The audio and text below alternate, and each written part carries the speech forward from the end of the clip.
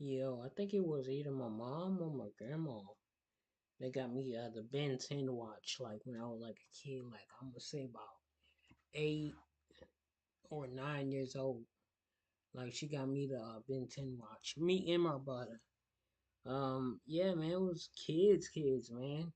I was in there. My brother was like, "I'm gonna be forms," and we did like the, the crazy. I will always go with heat blast or accelerate because it's like you can be forms, but you ain't catching me. Toot toot toot. Gotta go fast. We ready to get right into this video. Let's get it. I have come too far to be denied. The Omnitrix shall be mine. The Omnitrix. I created the ultimate device for understanding all the beings of the universe. For over a decade, that whelp has prevented me from arming a legion of Omnitrix-clad minions to conquer the universe. Maybe you've forgotten something.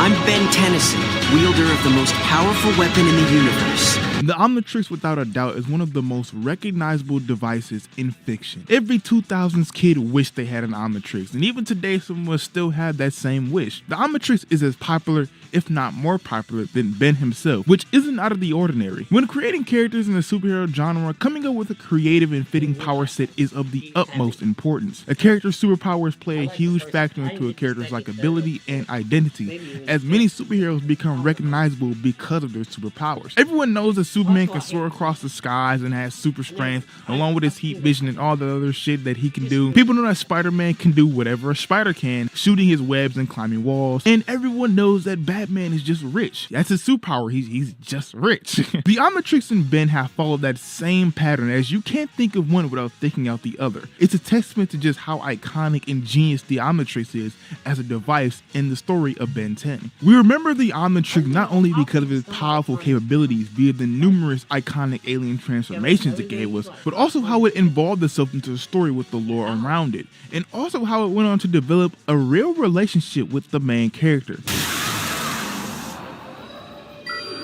That was the iconic one. A watch?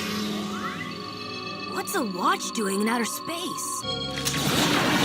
If something is going to become iconic though, it has to look the part, and the Omnitrix through all of its iterations never failed to look at least somewhat cool. The original Omnitrix is such a looker, with its black and gray color scheme accompanied by the green hourglass and buttons along with the white bands around it. This look to me perfectly rolled the line of feeling like a practical device from Earth, but also having that alien type of feel. When Alien Force rolled around and the Omnitrix ended up recalibrating, the show went for an even more simplistic look, using a lot of green with some black to follow the new Ben 10 brand of everything just being green, which I mean, like, green's my favorite color, mainly because of Ben 10, so like it wasn't a problem to me. What made the Alien Force Omnitrix even cooler though, and why some may prefer to the original, was the introduction of the holograms. Now, I never had a strong opinion on Classic's use of the alien silhouettes, I just thought they were fine, but the holograms, ooh, don't get me started. It makes the Omnitrix feel so much more unique and high tech. I especially love when the holograms illuminate Ben's surrounding with that striking glow with the holograms we use.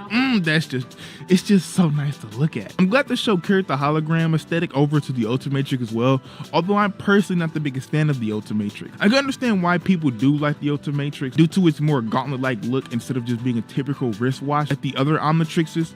But to me personally, I'm always just a fan of the other Omnitrixes and the more simplistic looks. And it's why when Omniverse went back to the more wristwatch-like designs with a design very similar to an Apple Watch nowadays, I became a huge fan of it. I always believed that the Omnitrix intentionally tried to look more modern and human to cater to Ben's comfortability and style, and I think the Omniverse Omnitrix is just the epitome of that. My one gripe with the Omniverse Omnitrix is that the holograms here they use for the faceplate isn't really the best. I think it's probably the weakest silhouette slash hologram the Omnitrix is used, but you know, it's not the worst thing in the world. The designs of the Omnitrix, whether you like one or not, all did a good job but standing out. If you see any of these designs randomly out in the world, it instantly makes you think of Ben 10 due to just that striking design look they all had. Outside of the Ultimatrix, I do think they all do a good job of looking both alien and human, especially as they continue to evolve. While the design obviously played a key part in making the Omnitrix iconic, it was of course more so its functionality that made every kid mesmerized by the device. The Omnitrix was such a unique tool for a main character, as it gave the user access to practically every superpower in existence, all by going through these gruesome looking transformations, all to become a badass alien, all made for just the coolest thing ever to see growing up. It's funny how people realize only years after the show being off the air just how like sneaky overpowered the Omnitrix was. How strong the Omnitrix is of course plays into its popularity, as it launched Ben into the center of like the power scaling community as of recently.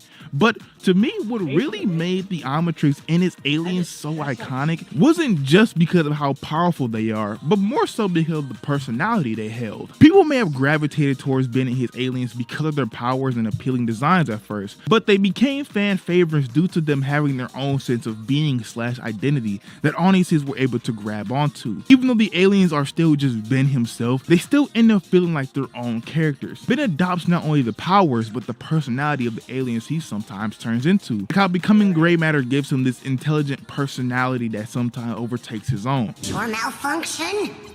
Probably something stupid like the DNA splicing replicator copying a fragmented amino acid sequence. So this is what it feels like to be smart. Or the similar thing with Rav's hyper-aggressive personality that people found themselves loving and growing attached to. Even the characters in universe love watching Rav. Make you like it! You know, Raph is the only alien that makes me want to get a box of popcorn, kick back, and just watch. Kevin, this isn't the time for... Okay, me too. There are also aliens whose personalities aren't so strong, but they still set themselves apart from each other enough to feel like their own characters. Whether it be something small like Brainstorm's use of high vocabulary, I sincerely doubt you would display such bravado were you cognizant of your imminent encounter with Jurig's strong urge to just destroy machinery, or Wild Mutt just not being able to talk. Now, with all that being said though, the Omnitrix is far from perfect. Along with its creative functions that has made it so well known in pop culture, you can also say that its lack of functionality also helped make it become as well known as it is. Anyone who's a fan of Ben 10 is very familiar with this iconic sound. We'll figure this thing out.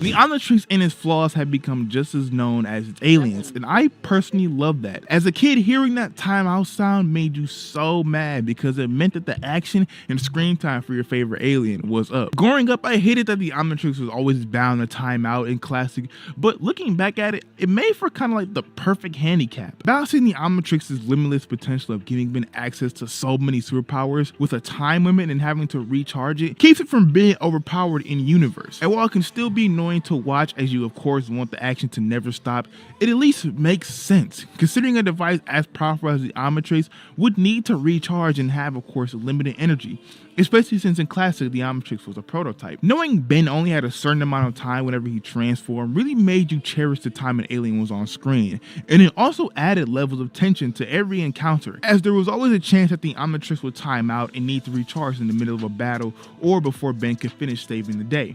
Music to my ears. The show would also use these inconvenient timeouts as an opportunity to showcase Ben's capability without the Omnitrix, showing that he is a hero even without the Omnitrix. But even though Ben would hold his own and show that he is not to be fucked with even without the Omnitrix, there was still no stronger moment of excitement than hearing the Omnitrix fully recharged.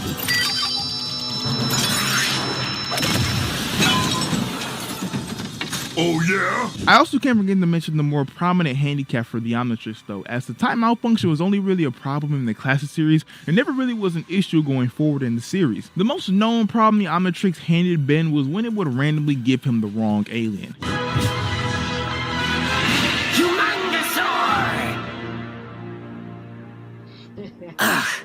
I really have to get that fixed. Ben and his mistransformations became iconic because of how at the start of the series, they served as a way to really force Ben to rely on strategy over simply trying to punch his way out of his problems. But as the show went on, the Omnitrix contained more aliens, kind of just became an excuse to force alien variety. Ben would try to dial up forearms and Humongosaur more times than I can count to try and solve his problems in this series. But due to the wrong transformations, he would instead have to solve his situations with aliens like Goop or Gray Matter. Wrong transformations being being an in-universe explanation for the show to use a specific alien they wanted was not only a smart workaround, but another smart handicap for the Omnitrix. The Omnitrix being unreliable forced Ben to become proficient with all his aliens instead of just favoring one, to avoid being caught lacking if he had to work a situation with an unintended alien. Though my favorite part about this was that it gave the Omnitrix a little bit of his own personality of sorts, making it seem like the Omnitrix was giving Ben wrong aliens on purpose instead of it just being a design flaw, which made his relationship with Ben funny to watch at times. Way big! Oh man! Humongous orb. I know fans really dislike this element of the show, and I sometimes dislike it as well. But when the show uses it to form a relationship between the Omnitrix and Ben, I find it pretty enjoyable at times. Especially when Ben at the end of Omniverse kind of just accepts it all as the Omnitrix just trying to look out for him. I'm not reckless. It always seems to give me the right alien, even when I want something else. I guess I should stop fighting it. The Omnitrix's strengths and weaknesses are the main factors of why people remember it and why people are so fond over the idea of having one. However, one aspect of the Omnitrix that really helped capture people's attention when it first came onto the scene and got everybody interested in it was the lore that came with it. The classic series kept the Omnitrix and its details a mystery that we slowly got answers to as the show progressed. The Omnitrix is not some toy for your amusement. It's the most powerful weapon in the galaxy, the key to an epic battle between good and evil. The Omnitrix in Classic was sought out by those who wanted to abuse its power for evil, and it drew out some of the show's most iconic and deadly villains, like the GOAT Vilgax, who whenever he was on screen, you just knew shit was about to get real. It even attracted the attention of some of Ben's earthly threats like Animo, which is where they were able to introduce a very memorable part of the show in its fusion aliens. People would eventually learn everything about the Omnitrix in its own TV movie, where we ended up meeting its creator, Azimuth, and where he revealed that the Omnitrix was not made to be a weapon, but a device made to help understand all the life forms in the universe. This became the Omnitrix's identity as the series progressed, as it basically became Noah's Ark while Ben was Noah as put by Azimuth. That's a quote from the show, like dead ass. The Omnitrix is Noah's Ark, and you are Noah. I cannot allow you to participate in the final battle. It's also part of why I like seeing Ben get the wrong alien in certain situations, because it just helped reinforce the message of the Omnitrix, that every being is equal and capable. Lesser looked at species probably saw Ben use them to be effective in his acts to save the world, and probably felt inspired and felt seen. Even knowing that Ben is aware of his position as the wielder of the Omnitrix isn't just to be a protector, but also a symbol of everyone, is a nice addition to the Omnitrix's lore. You are one of us.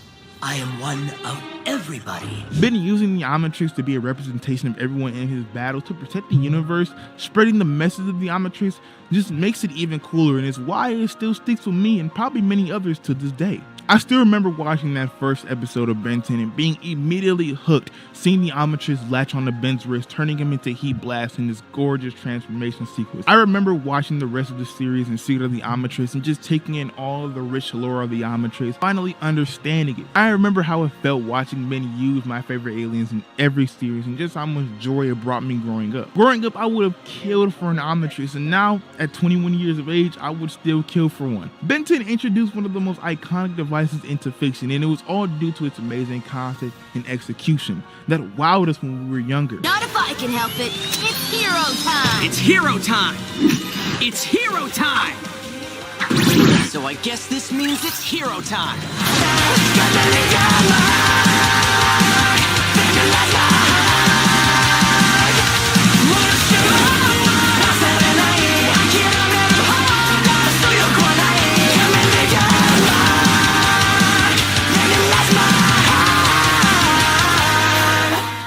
Anyway, if you enjoyed this video, please consider subscribing to the channel. I make videos about Ben 10 and just action cartoons in general, so I'd really appreciate if y'all subscribe, especially if you're new here. I'm trying to reach 100K, y'all. Also, don't forget to leave a like on the video and comment down below what was your favorite part about the Omnitrix and why. Uploads should be back to coming out on a consistent basis. I got sick for like a week straight, and while I was sick, I ended up scripting this video, so that's why it's gonna be on the shorter side. You know, I was sick when I was writing this. I tried my best to get it out, so yeah. But now that I'm over that, like I said, uploads should be back to coming out on a consistent basis. But yeah, thank you guys for watching. Until next time, it's been your Yo,